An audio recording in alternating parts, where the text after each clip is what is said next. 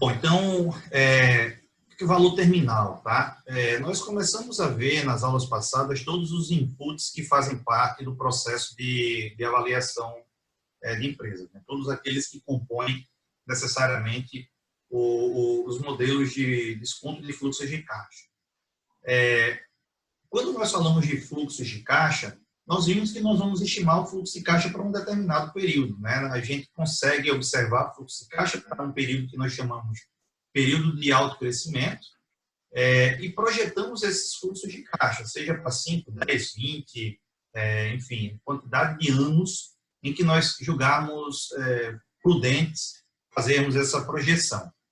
Atrelado a isso, nós precisamos assumir que, ao final desse período de projeção, a empresa vai ter um conjunto de ativos, né, e passivos também, que ainda existirão. Tá? Então, por exemplo, se a gente fizer a projeção de fluxos de caixa para uma determinada empresa para um período de 10 anos, se nós formos avaliar, por exemplo, uma empresa como a Vale, nós vamos projetar 10 anos e, ao final desse período, a gente vai estimar que a empresa vai ter um conjunto de ativos e passivos, né? Ou seja, a Vale ela não vai sumir simplesmente no final do 10º ano.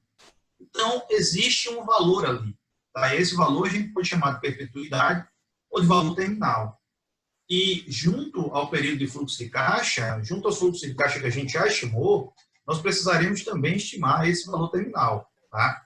Então, a gente assume que a empresa tem uma vida útil infinita. Tá? Ou seja, partimos do pressuposto que a empresa vai perdurar ao longo do tempo. Por que infinita? Porque a gente não consegue definir qual é o ano preciso que a empresa vai deixar de existir. Tá? Partimos do pressuposto que ela terá uma gestão que conseguirá reinvestir pelo menos parte dos lucros e vai fazer com que esse crescimento ele perdure ao longo do tempo.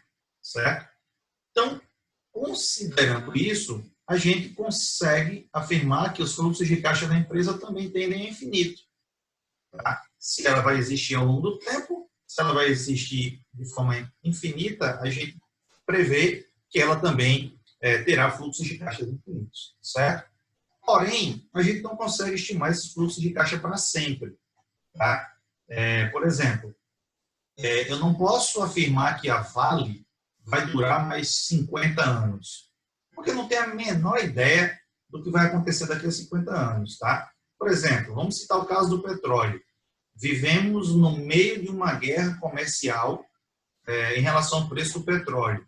Guerra essa que é intensificada pela condição de pandemia.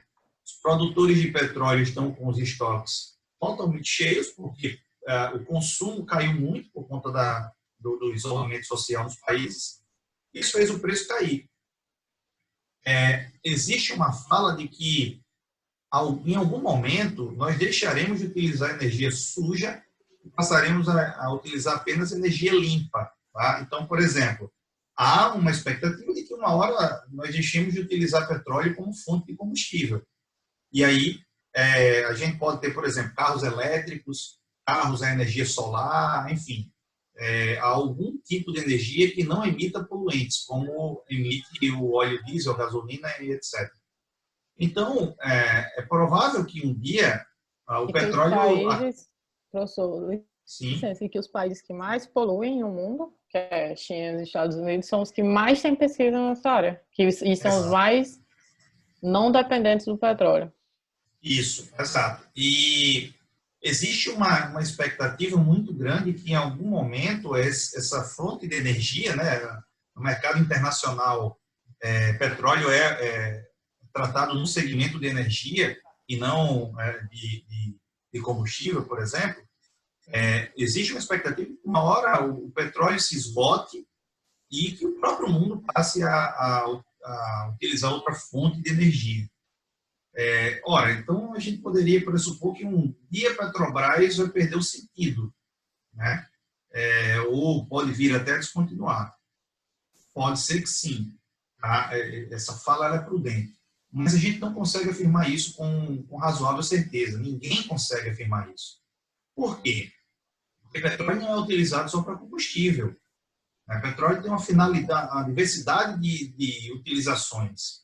Então, por exemplo, e se por acaso a gente deixar de utilizar petróleo como combustível, mas continuarmos a utilizar o petróleo aí como matéria-prima, por exemplo, para uma série de outros produtos, como o próprio plástico, entre outros. Então, é muito difícil definir um momento em que uma empresa ela deixará de existir. Por essa razão, a gente estima fluxos de caixa para um período em que a gente consegue prever com razoável certeza a expectativa de crescimento, que é esse período que a gente chama de período de alto crescimento, por exemplo, 10 anos. E a partir dos 10 anos, a gente assume que a empresa vai ter um valor terminal, com base nesses fluxos de caixa infinitos. Tá? Então, grosso modo, o valor da empresa ele é representado por esses dois termos. No primeiro termo, o período de crescimento, de alto crescimento, de maior crescimento, onde a gente consegue projetar fluxos de caixa. Por exemplo, eu posso dizer que isso aqui são os 10 primeiros anos, ou os 10 primeiros fluxos de caixa, e no final desse período, a gente assume um chamado valor terminal. Tá? Esse valor terminal vai ser fundamentado necessariamente com base nos fluxos de caixa tendendo ao infinito, a uma determinada taxa de crescimento que é estável. Ou seja, a gente assume que a empresa vai crescer a partir daquele momento numa taxa estável. Então, o valor ele é o somatório desses elementos. Tá? Então, isso é o que a gente chama de valor terminal. Esse valor terminal ele pode ser encontrado, calculado sob 3 abordagens. Tá? A primeira abordagem, chamada a abordagem do valor de liquidação, é quando nós assumimos que a empresa vai, de fato, deixar de existir naquele período. Tá? Por exemplo, vamos imaginar que a gente está avaliando um projeto, não necessariamente uma empresa, um projeto, uma alternativa de investimento. Vamos supor que o governo do estado da Paraíba esteja privatizando a rodovia 230, tá, para iniciativa privada, para que ela explore comercialmente, né, instale ali um pedágio, etc. E aí o governo do estado define um período de concessão. O período de concessão vai ser, por exemplo, 30 anos.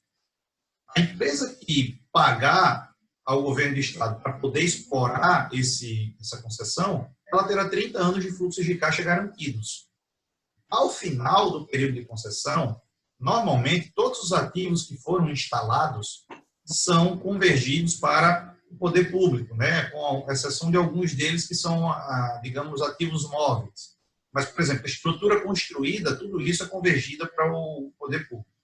Então, num exemplo como esse, a gente poderia projetar os fluxos de caixa ao longo de 30 anos e, ao final do 30º ano, a gente calcularia o valor de liquidação, ou seja, quais seriam os ativos que supostamente nos seria disponibilizados, quais são os passivos que existiriam, salário pagado de empregado, impostos, etc.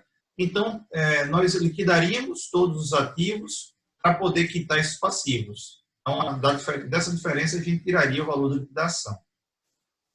A segunda abordagem, chamada abordagem múltipla, está diretamente relacionado à valuation por múltiplos. Ou seja, nós faríamos uma avaliação do valor por múltiplo. Então, ao final de um determinado período, a gente poderia, por meio de múltiplos, encontrar qual seria o valor terminal da empresa, para que esse valor seja, então, somado aos fluxos de caixa observados. E a abordagem mais comum, mais utilizada, que é a do crescimento estável. Tá? Essa, tecnicamente, é a mais sólida, porque a gente pressupõe que a empresa continuará a existir, certo? Porém, a gente precisa fazer uma série de julgamentos no que diz respeito à expectativa de crescimento ao longo do tempo, tá? E a possibilidade de retornos de fluxos de caixa que a gente poderá obter nesse período. Tá? Então, fundamentalmente, como é que a gente obtém esse valor terminal? O principal meio de a gente encontrar o valor terminal é por meio do modelo de Gordon. A gente já falou lá no começo sobre o modelo de Gordon, que é um modelo de valuation que considera um fluxo de caixa que cresce a uma taxa constante ao longo do tempo, tá? Trazido a valor presente por um determinado custo de capital, que também vai ser constante. Tá? Então, a gente teria que o valor da empresa O valor da empresa vai ser dado pelo somatório dos fluxos de caixa ao longo do determinado tempo, tá? Trazidos a valor presente por 1 mais K elevado a esse período, tá? Então, observe que eu estou considerando que o T é infinito, ou seja, o tempo é infinito. Então, tem fluxos de caixa infinitos. E isso aqui me leva ao modelo de Gordon. Esse modelo, ele pressupõe que o fluxo de caixa ele é infinito. Então, se eu tenho esse fluxo crescendo a uma taxa constante, ou seja, ela não varia ao longo do tempo, então eu posso trazer isso aqui a valor presente, descontando ele por um custo de capital menos a taxa de crescimento constante, ou a taxa de crescimento estável, certo? Então, eu não preciso fazer somatórios. A partir do momento que eu trago um fluxo de caixa, o fluxo de caixa do período seguinte, a valor presente por esta fórmula, eu chego, então, ao valor da empresa. Então, esse é o pressuposto. Tá? O que se espera aqui, obviamente que esse é um modelo apenas para a perpetuidade. Eu poderia utilizar esse modelo para avaliar a empresa como um todo, só o modelo de Gordon não é adequado que a gente faça uma avaliação só com o modelo de Gordon. Se vocês olharem aí em sites de investidores, em uma série de textos menos robustos, vocês vão encontrar, tá? O investidor que vai lá e avalia quanto é o valor da empresa pelo modelo de Gordon. Porém, eu vou mostrar a vocês que essa não é uma prática muito segura, por uma série de questões. Tá? Por exemplo, eu estou assumindo que a taxa de crescimento ela é constante e invariável, né? Ou seja, ela não varia. Para que isso aqui faça lógica, tenha sentido, é importante que a taxa de crescimento estável não exceda o crescimento esperado da economia. Tá? Por quê? Por uma questão muito simples. Tá? Veja só, imaginem que eu tenho, deixa eu tentar fazer um gráfico aqui, imagina que eu tenho aqui um gráfico, tá? Em que eu tenha tempo e crescimento. Então, o crescimento, ele vai... isso aqui, crescimento em valores nominais, tá? Não em percentual, certo? Deixa eu fazer logo o seguinte. Eu vou colocar isso aqui como fluxo, tá? Como fluxo de caixa.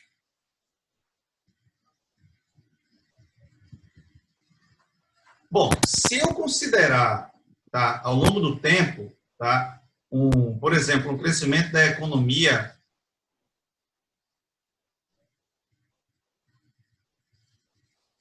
se eu considerar ao longo do tempo determinado crescimento do fluxo de caixa médio da economia brasileira, a uma determinada taxa de crescimento, tá, que represente esta inclinação, eu levo em consideração que qualquer empresa que compõe esse somatório de fluxo de caixa, por exemplo, pode ser representado pelo PIB, ou PIB per capita, esse somatório ele é composto por empresas em alto crescimento e por empresas também em crescimento estável.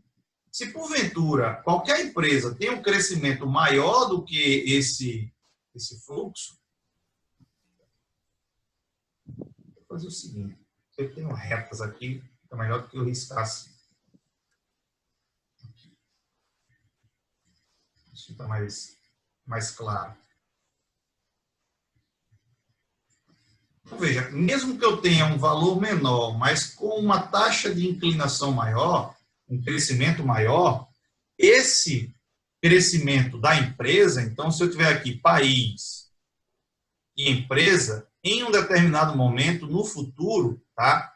E aqui, para fins de simplificação, eu não vou definir quanto tempo é isso aqui, no futuro, a tendência é que esta minha linha de crescimento ultrapasse o crescimento do país. Ou seja, se a empresa tiver uma taxa de crescimento estável maior do que a taxa de crescimento do país, em algum momento no futuro, essa empresa vai se tornar maior do que o país. Tá? Se eu pegar, por exemplo, vamos supor Ambev. A Ambev e a economia brasileira. A economia brasileira tem uma determinada taxa de crescimento, tá? Então, a expectativa de crescimento para o médio prazo gira em torno de entre 2% e 2,5%, ou seja, a expectativa de crescimento do PIB para os próximos 4 anos é de algo em torno de 2% a 2,5% por ano. Imagine que a gente pegue uma empresa como a Ambev e que nós projetemos para essa empresa uma taxa de crescimento na perpetuidade de 10%. Tá? Com o decorrer dos anos, lembre, quando a gente fala de perpetuidade, a gente está falando de tendência ao infinito. Isso quer dizer que a empresa vai crescer para sempre 10%. O volume de crescimento da Ambev vai ser maior do que o da economia brasileira. Vai chegar um momento lá no futuro, tá? Não sei afirmar se em 100 ou 200 anos, a gente precisaria fazer uma projeção para isso, mas com certeza no futuro, a Ambev se tornará maior do que o Brasil, que é a economia brasileira, o que não faz o menor sentido. Por essa razão, essa taxa de crescimento estável, ela não deve exceder o crescimento esperado da economia. Ou seja, quando a gente utiliza um G para calcular o valor na perpetuidade ou valor terminal, é prudente que essa taxa de crescimento seja de até o valor da taxa de crescimento da economia do país. Então, esse é um cuidado que a gente precisa ter quando nós estamos falando de crescimento da economia. Aqui.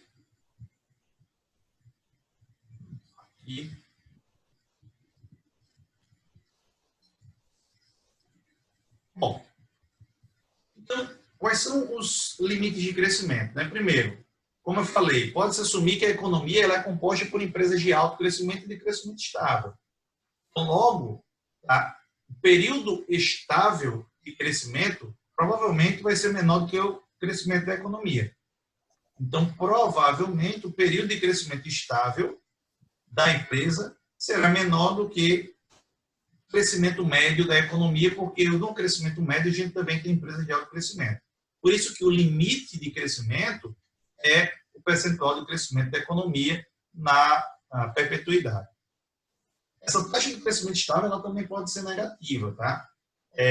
Por exemplo, há algum tempo atrás, nós fizemos uma avaliação aqui de uma empresa que tinha apenas um produto, o principal, 80% da receita dela provinha de um produto, na verdade ela tinha alguns outros, mas a margem de contribuição dos produtos era muito pequena, e esse produto da empresa estava em descontinuidade.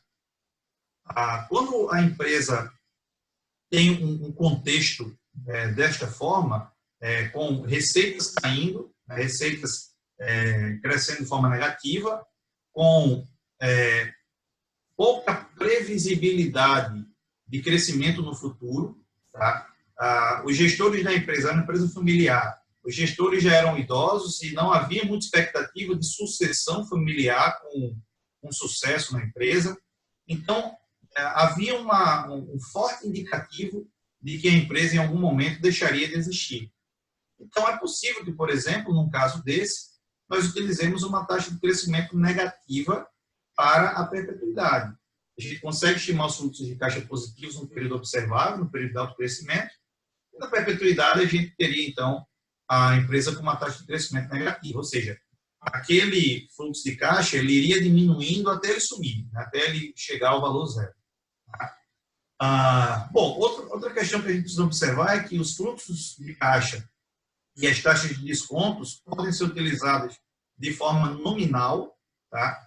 Ou de forma real. A gente pode considerar o efeito da inflação.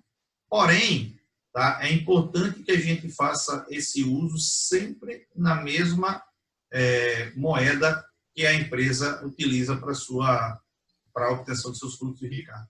Certo? E aí, óbvio, a gente vai ter a taxa de crescimento nominal da economia muito próxima ao que a gente chama de taxa livre de risco, que é as taxas de juros dos títulos públicos, tá? Especialmente em países desenvolvidos. Quando a gente vive em períodos de crise em países emergentes, pode ser que essa taxa varie um pouco, mas, regra geral, ela converge muito à taxa livre de risco. Bom, então, detalhando cada um dessas abordagens para a gente calcular o valor terminal, a gente vai ver que, primeiro, na abordagem da liquidação, a gente considera que a empresa vai encerrar suas atividades no futuro, como eu citei o caso da empresa da concessão da rodovia. Tá? Nesse contexto, a gente precisa estimar o valor dos ativos que serão vendidos ao final do período de alto crescimento, calcular qual seria o valor obtido pela venda desses ativos, pela liquidação desses ativos e, consequentemente, pela quitação dos passivos. Né?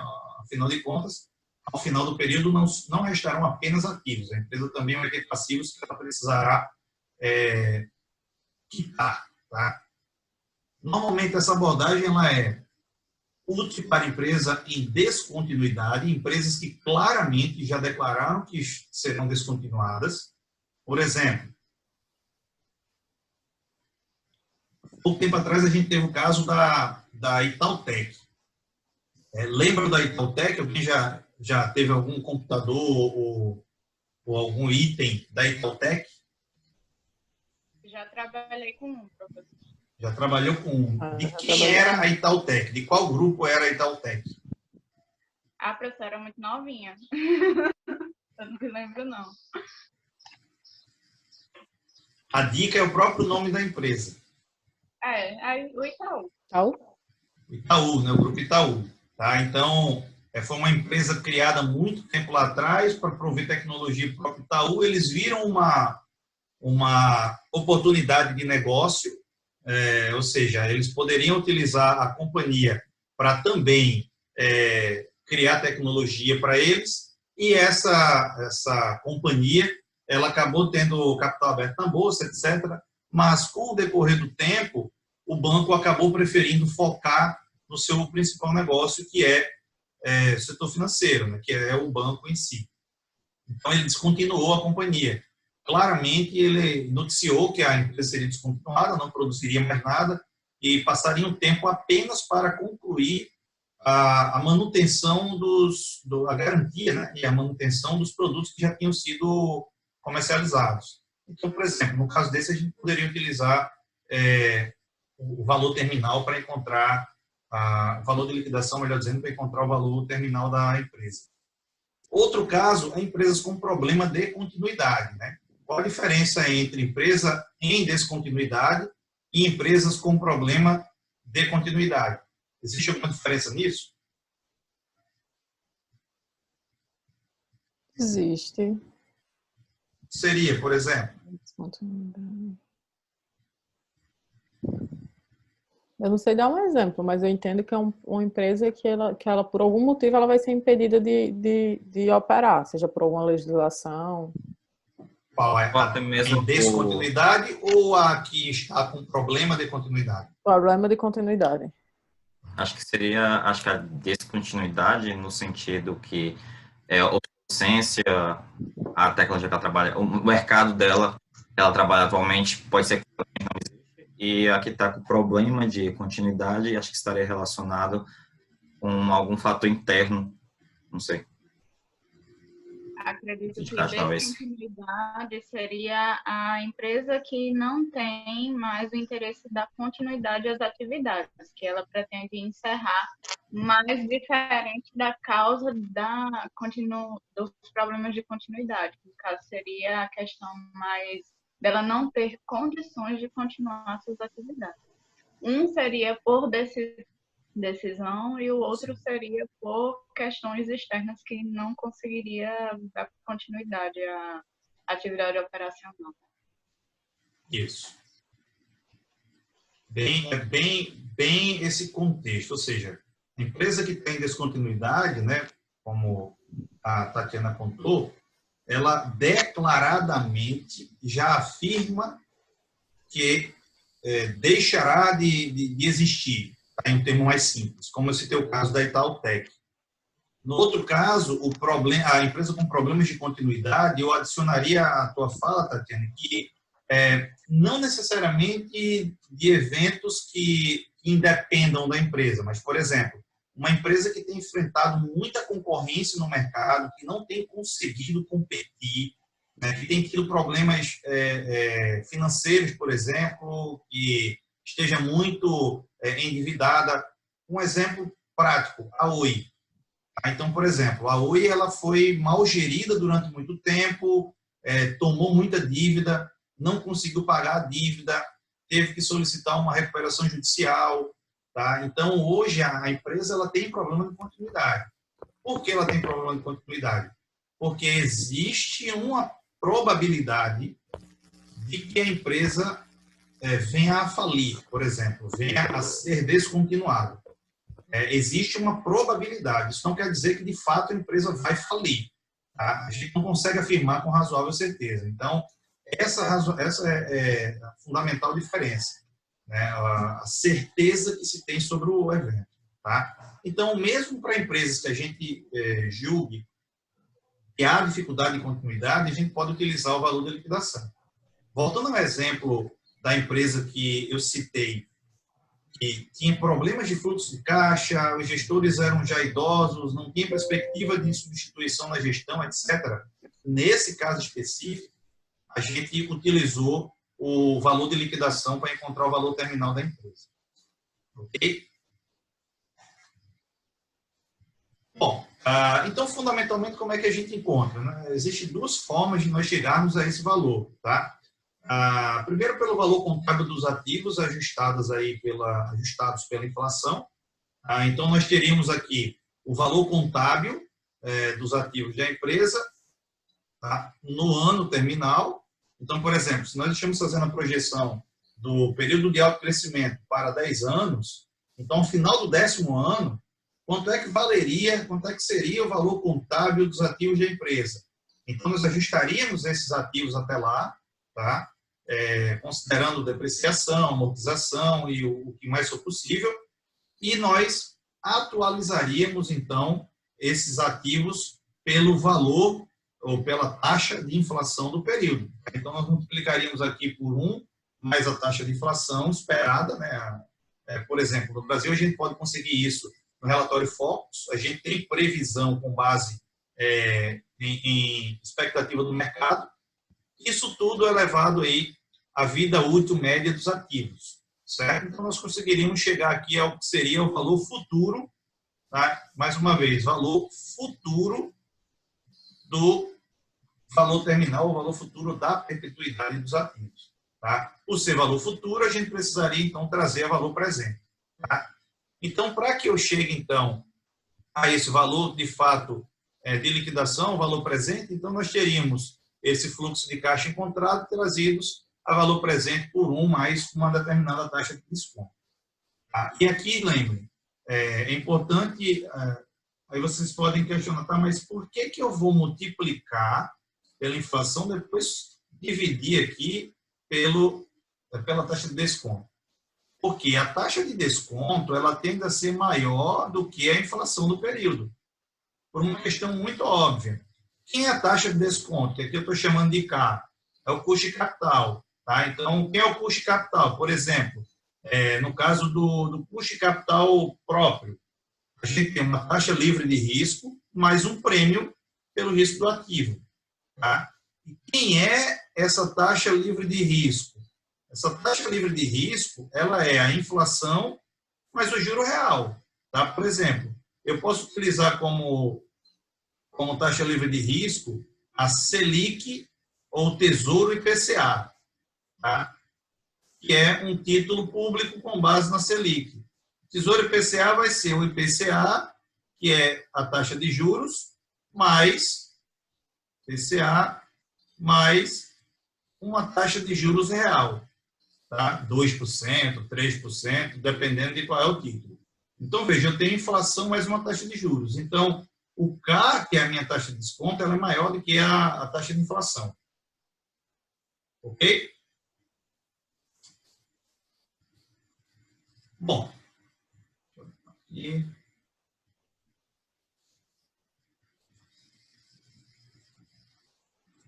A outra abordagem que a gente tem é a abordagem dos múltiplos, tá? Essa aqui é mais breve, não tem muito segredo, tá? O valor futuro, ele vai ser estimado utilizando múltiplos. Então, ao final do 10º ano, né, depois de um período de alto crescimento, a gente estimaria o valor da empresa com base em múltiplos. Múltiplos de lucros ou múltiplos de receita, por exemplo, que são os mais comuns. Essa é uma abordagem extremamente simples. Nós equipararíamos o valor da empresa, o valor esperado da empresa, com base nos múltiplos. Porém, essa abordagem é uma abordagem mais frágil, mais questionável, porque a gente depende das expectativas médias do mercado ou de outras empresas, para que a gente chegue, então, ao qual seria o valor terminal esperado. E os múltiplos, eles têm a fragilidade de poderem ser manipulados, né? Ou seja, se, por exemplo, nós utilizarmos média do setor, a média ela pode ser manipulada a partir do momento que você escolhe para compor a amostra que vai fazer a sua média, uma empresa com melhor ou pior desempenho naquele múltiplo, certo?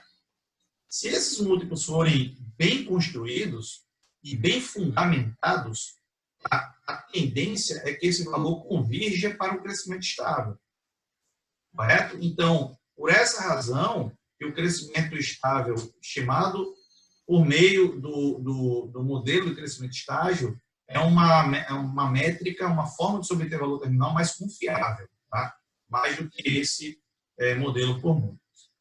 Na abordagem de crescimento estável, então, o que é que nós temos? A gente considera que a empresa ela vai reinvestir parte dos seus fluxos de caixa de forma constante. Ela não vai distribuir todo o seu lucro, como a gente já viu. Crescimento vai ser igual a reinvestimento vezes retorno sobre o patrimônio líquido. Então, se eu considero que a empresa vai reinvestir alguma parte do seu lucro, ela vai crescer de forma estável ao longo do tempo, certo? O que a gente assume aqui é que, além do período do final do ano, ou seja, além do último ano que nós fizemos a projeção de alto crescimento, ao final do 10º ano da nossa projeção, a empresa vai crescer uma taxa constante. Então, o valor terminal vai ser o fluxo de caixa lá do período 10 mais 1, ou seja, do período 11, divididos pelo custo de capital menos o crescimento estável. Isso na abordagem, por exemplo, da firma. Se eu quero a abordagem do patrimônio líquido, modelo de desconto e fluxo de caixa do acionista, eu vou ter o valor terminal do PL, sendo o fluxo de caixa do acionista, dividido pelo custo de capital do acionista, menos a taxa de crescimento estável desse fluxo de caixa. Ok? Então, a formulação é a mesma. O que muda é só o input, né? A gente vai ter input da firma e input do acionista. Eu pergunto a vocês. Então, suponha que você esteja avaliando uma empresa jovem, de alto crescimento e com grande potencial. Tá?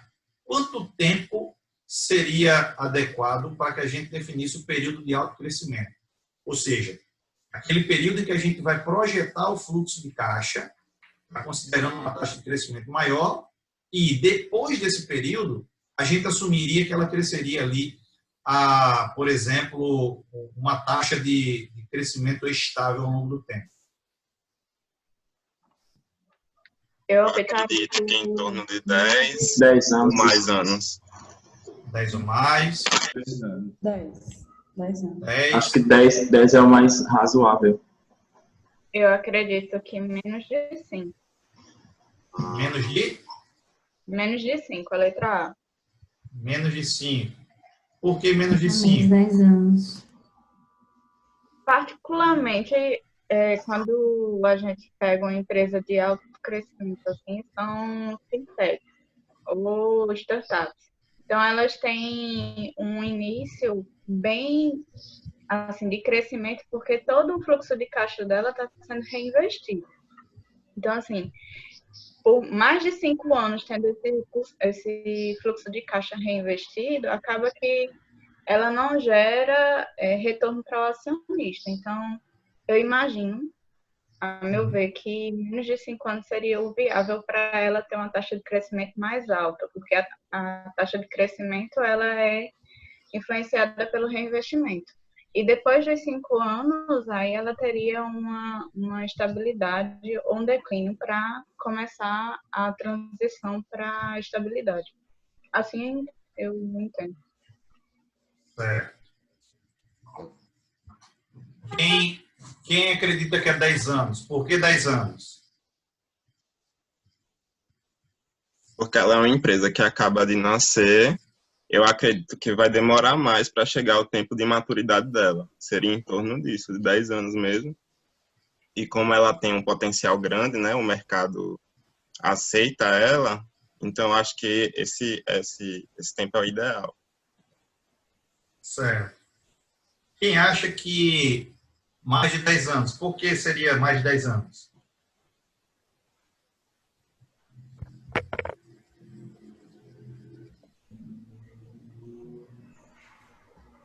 Um racional de 10? Então, vejam só. O que é crescimento estável, né? Crescimento estável, ele é um parâmetro que nós temos para período de maturidade da empresa. Né? Quando é que a empresa cresce de forma estável? Quando ela atinge sua maturidade. Por exemplo, se nós compararmos bancos, pegarmos o Banco Itaú e, por exemplo, o Banco BMG, que é um banco menor. O BMG ele tem maior potencial para crescimento, maior espaço para crescimento, porque ele é muito pequeno. Tem uma série de operações que ele ainda não faz. Por exemplo, até onde eu conheço, o Banco BMG não faz operação de seguros. O Banco Itaú faz. O Banco BMG não tem operação de investimentos. O Banco Itaú tem. Então, a empresa menor, tá, e mais jovem, né, normalmente as menores são mais jovens, elas têm maior espaço para crescimento. A empresa maior não, ela já está muito grande, o Banco Itaú não consegue dobrar de tamanho dentro do Brasil, então ela cresce a uma taxa menor. Por isso que, normalmente, quando a empresa ela é mais jovem, quando ela tem maior potencial de crescimento, a gente estima o período de alto crescimento como sendo um período maior. Tá? Então, aqui a gente poderia utilizar 10 anos ou utilizar, por exemplo, mais de 10, desde que nós tenhamos uma justificativa muito razoável. E a gente pode considerar ainda que os períodos de crescimento vão ser distintos. A gente vai ter tipo um período de altíssimo crescimento, depois um período de crescimento alto, só alto, né, sem ser altíssimo, depois crescimento médio e enfim, a gente pode ir modelando isso.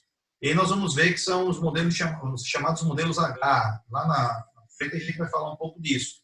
É quando a gente modela diferentemente esses períodos de crescimento. Ok? Então, fundamentalmente seria isso.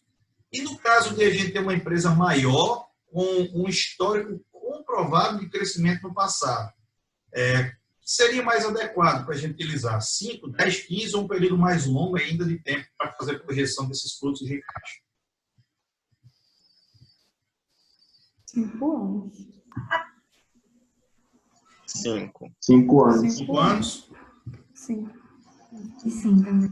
Partindo desse mesmo racional, 5 anos, né? Ou seja, a gente teria um período menor para fazer essas projeções.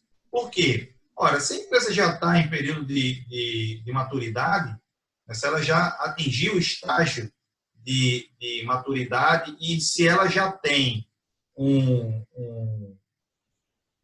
crescimento tendendo à sua estabilidade, então a gente poderia utilizar 5. Também poderíamos utilizar 10. Então, vejam, a gente não tem uma resposta exata para essa definição. Por quê? Pode ser que a empresa ela se modifique ao longo do tempo. As empresas elas são organismos vivos, né? Então, por exemplo, pode ser que a empresa se reinvente ao longo do período, tá? Deixa eu ver se eu lembro algum caso. Por exemplo, nós temos empresas como a própria Via Varejo, que eu cheguei a comentar com vocês, né, que é Casas Bahia, Ponto Frio, são empresas que datam aí de vários anos. Uma empresa como essa, ela pode se reinventar ao longo do tempo. Então, por exemplo, hoje a empresa comercializa principalmente eletroeletrônicos e móveis.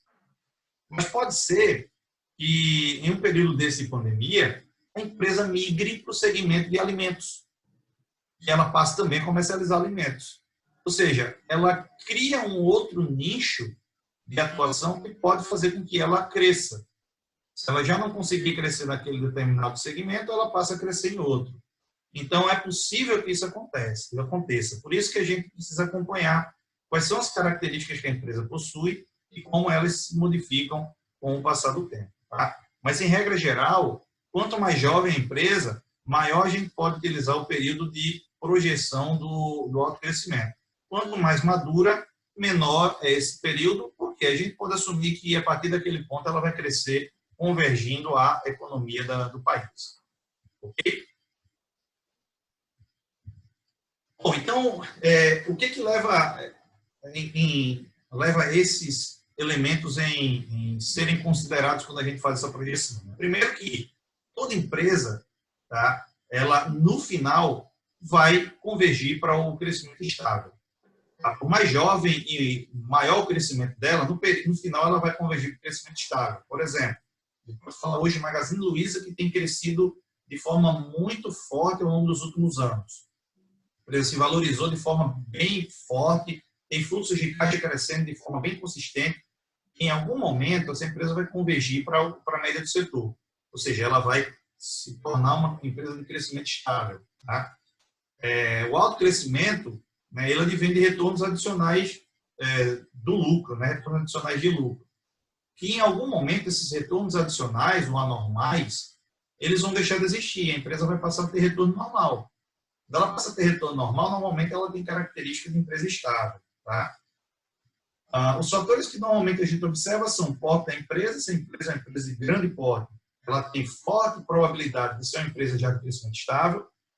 Se tem taxa de crescimento, retornos adicionais, tá? E a magnitude e sustentabilidade das vantagens competitivas. Qual é a vantagem competitiva que aquela empresa tem? Será que ela consegue manter aquela vantagem competitiva durante muito tempo? Ou se ela vai perder aquela vantagem competitiva? Tá? A gente fala, por exemplo, dos bancos hoje no Brasil. Fala-se muito da digitalização do setor bancário, advento de instituições menores, do chamado Uber do setor financeiro, né, onde as pessoas poderão fazer operações de crédito entre si por meio de aplicativos. Isso tudo tende a reduzir a vantagem competitiva do banco. Então, é provável que os bancos, nesse contexto, tenham maior dificuldade de continuarem crescendo em alto crescimento, e aí passem, convirjam para o crescimento estável. Quando a gente faz essa análise, a gente tem alguns cuidados. Tá? Primeiro, uma das questões que a gente precisa levar em consideração são tanto as despesas de capital, ou CAPEX, né, que a gente chama, que é a despesa de investimento de capital, e a depreciação. Tá? Existe uma falsa impressão de que quando a empresa está em crescimento estável, tá, tanto a despesa de capital quanto o aumento ou a variação do capital de giro deixam de ser requeridas. Tá? Isso, na verdade, não é verdade. Tá? Ou seja, isso não pode ser verídico a partir do momento que a gente está falando de crescimento. No crescimento estável, a empresa continua crescendo. O crescimento é menor, mas ela continua crescendo. Tá? Então, por exemplo, dizer que as empresas em crescimento estável precisam apenas manter o limite de manutenção do capital é bastante perigoso. Seria isso, a empresa só repousa ativos que estão sendo depreciados. Nem sempre isso é verdade, na maioria das vezes não é. Então, ao fazer essa suposição, qual a taxa de crescimento esperada que pode ser utilizada no cálculo do valor terminal? Se eu só estou dizendo que a empresa vai apenas repor esse capital, tá? É provável que ela não consiga manter crescimento. E se eu disser que a taxa de crescimento é igual à inflação, tá?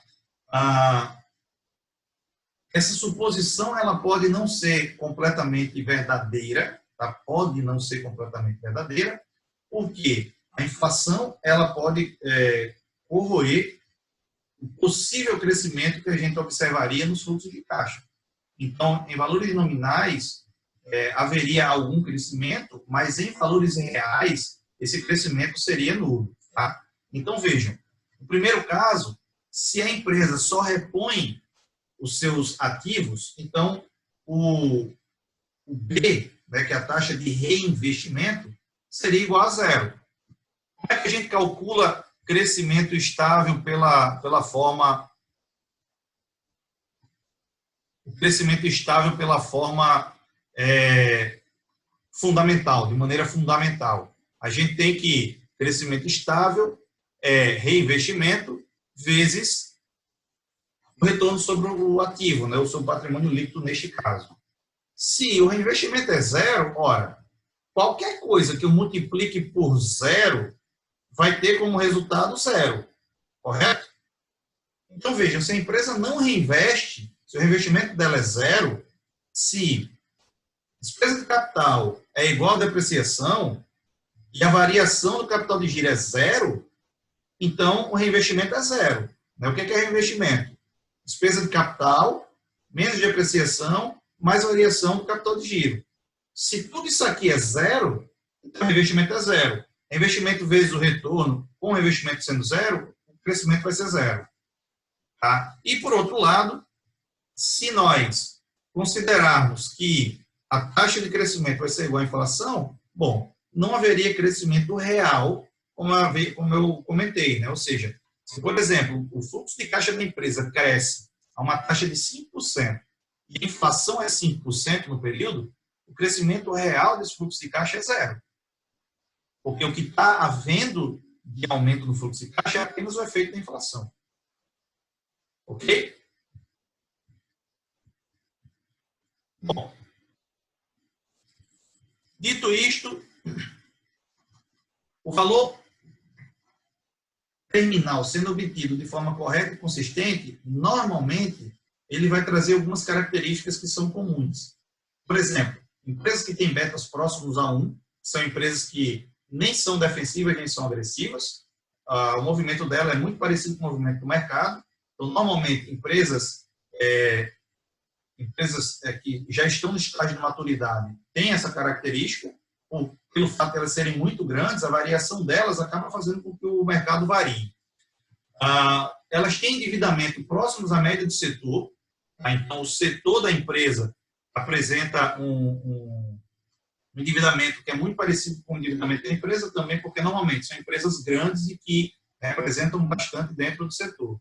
E o prêmio de risco normalmente é parecido com o prêmio de risco do país. Tá? Ou seja, aquele retorno adicional sobre a taxa livre de risco é muito parecido com o retorno adicional oferecido pelo próprio país. Ou seja, é o retorno médio do mercado. Exatamente por quê? Porque o beta é 1. Se o beta é 1, então, se nós lembrarmos do que seria a fórmula do... Deixa eu abrir uma Excel que é melhor. Se nós lembrássemos aqui a fórmula do próprio...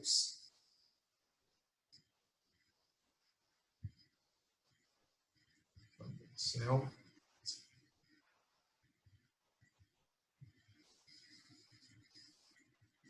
Vocês conseguem ver aqui meu Excel? Então, vejam só. O que é o custo capital, né? Custo capital próprio, por exemplo, que é como a gente utiliza para calcular o retorno exigido, a gente vai ter taxa livre de risco, tá? Taxa livre de risco mais beta vezes o prêmio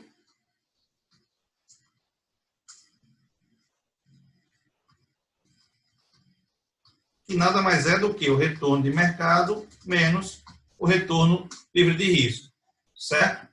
Então, esse elemento aqui, beta vezes o prêmio, é o retorno, ou o prêmio oferecido pela empresa, né? Então, o CAE vai ser nada mais, nada menos do que a taxa livre de risco, que é RF, mais o prêmio de risco da empresa, ok?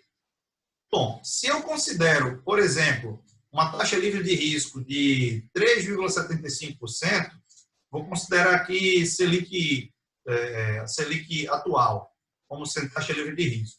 Vamos supor que a empresa tem um beta de 1 aqui. Então, eu vou ter 1 vezes o que vai ser o prêmio de risco. Ora, eu vou supor aqui, tá, que o prêmio de risco da empresa vai ser Deixa eu pôr assim. Vou supor aqui que o prêmio de risco da empresa vai ser o seguinte. O retorno do mercado, eu vou supor como sendo o retorno médio do mercado 15,25%, tá? Menos 3,75%, que é a taxa livre de risco. Correto? Então, aqui eu vou ter... assim, é mais fácil. Então, 15,75% retorno médio do mercado, menos a taxa livre de risco, 3,75%. Então, o prêmio vai ser 12%. Perfeito? Então, vejam. Eu tenho aqui, mais uma vez, que o prêmio de risco dessa empresa vai ser 1 vezes 12%. Correto? Qual é o prêmio do mercado?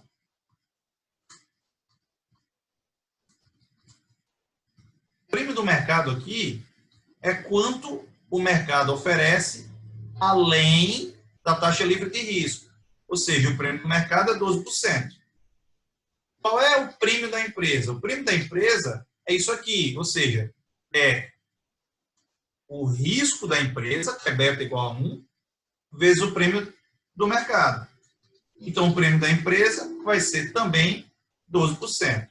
Então, vejam, quando a gente tem um beta próximo a 1, a gente vai ter que o prêmio de risco da empresa converge ao prêmio de risco do mercado. Entenderam até aí?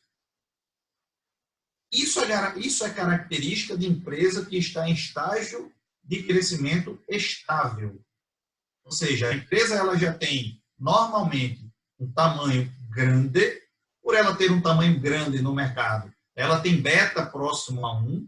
Por ela ter o beta próximo a 1, ela tem um prêmio de risco da empresa muito parecido ou igual ao prêmio de risco do mercado. Então, neste exemplo hipotético, eu estou mostrando como estimar o custo de capital da empresa, nós teríamos que o prêmio de mercado, que é 12%, seria igual ao prêmio da empresa, porque a empresa tem um beta aqui de 1,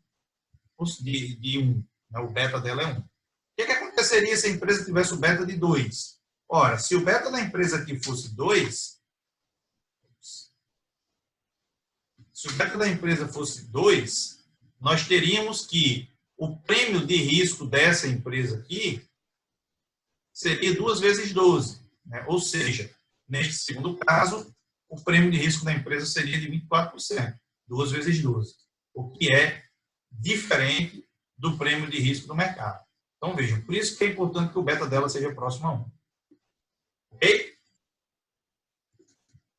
Bom, então, outra característica comum de empresas que estão em estágio de crescimento é que o retorno sobre o investimento da empresa é igual ao custo de capital ponderado, o custo médio ponderado de capital. Né? O ROC vai ser igual ao WACC. Ou, se a gente olhar pela ótica do patrimônio líquido, o retorno sobre o patrimônio líquido vai ser igual ao CAI, que é o custo de capital próprio. Perfeito? No que diz respeito às necessidades de reinvestimento e ao payout, então a gente vai ver que eles devem refletir o menor crescimento e o excesso de retorno, ou seja, o payout no período estável vai ser 1 menos o crescimento dividido pelo ROI, tá? E a taxa de reinvestimento vai ser dada normalmente pelo crescimento dividido pelo ROC, tá? Pelo crescimento da empresa dividido pelo ROC. Então, essa vai ser a taxa de reinvestimento que nós teríamos em casos de empresas com característica de investimento de estabilidade de crescimento ou de maturidade. Ok até aí? Alguma dúvida?